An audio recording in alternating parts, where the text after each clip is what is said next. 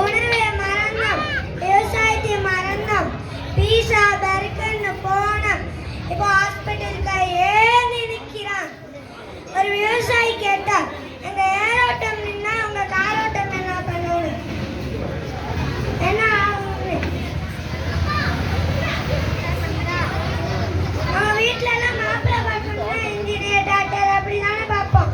ஆனா யாராச்சும் ஒரு குடும்பத்துல யாராச்சும் ஒரு பொண்ண விவசாயி கட்டி கொடுக்குறோமா? இறுதியாக சிஎம் அவங்களுக்கு ஒரு வேண்டுகோள்.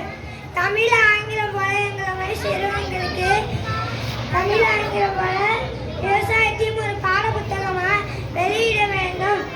அப்பதான் வருகால சமுதாயத்திலே விவசாயத்தை கற்றுக்க யூஸ்ஃபுல்லா